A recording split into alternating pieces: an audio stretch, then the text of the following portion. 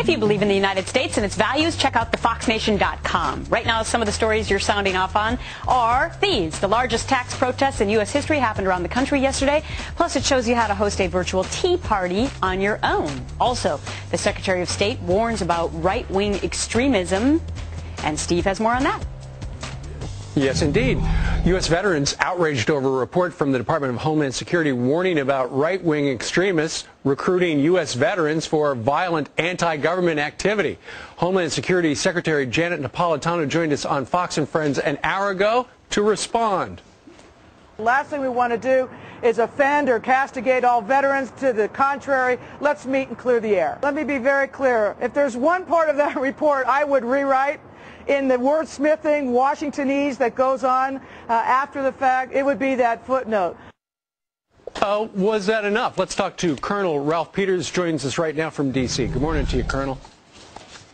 Hey, Steve, let's get right to it. She needs to be fired for her bigoted attitude toward our military veterans, and then give her a job at the International House of Pancakes, because she's good with waffles. Look, Janet from another planet, Napolitano, has forbade the use of the term Islamist terrorist or Muslim terrorist within the Department of Homeland Security. Right. In fact, she doesn't want the word terrorist used at all. But you've read this report, Steve, and I encourage all Americans to read it. It repeatedly warns of our military vets being terrorists. That's the word she uses, terrorists. Right. It warns about people who oppose illegal immigration as being terrorist threats, as people who may differ on right-to-life issues as terrorist threats.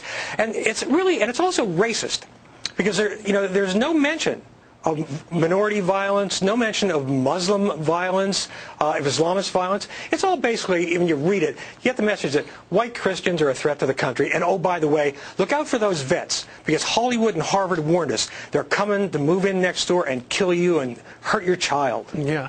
I mean, Steve, it's disgraceful. Well, Ralph, she says she's going to sit down now with the commander of the American Legion, and they're going to talk about it. But the damage is done. I mean, the report was out there. It was sent out after she signed off on it. It has got so many people upset. Not only that, but it also says what is right-wing extremism. It can include, the report says, groups and individuals that are dedicated to a single issue, such as opposition to abortion or immigration. I'm a Catholic. My church is opposed to abortion. Does that make me and other Catholics around the country right-wing extremists? I don't think so. No. Steve, in my almost 22 years enlisted an officer in our military, I never met a right-wing extremist. We all got along just fine. This is, again, it's a Hollywood and Harvard myth of how our military works. And I will also tell you this. I listened to Secretary Napolitano. They always bring up Timothy McVeigh. Right. Look, Timothy McVeigh tried to get into Special Forces. He got the boot. Right. And he's the only person they can ever cite. My God, to assume that all vets are potential Timothy McVeighs is ugly. And by the way, if you read the counterpart left-wing extremism report that DHS issued, it says, well, the only threat's really from computer hackers. That's the big threat. Mm-hmm. No mention of Bill Ayers, who tried to kill or killed presidents and presidential candidates in the last 50 years. Left-wingers. Who's violent in our streets? Left-wingers.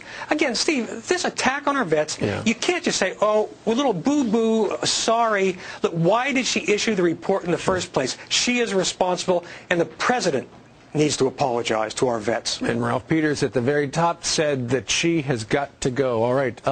Colonel Ralph Peters, always a pleasure. Thank you very much for sharing your point of view. All right. All right, it's 11 minutes before the top of the hour.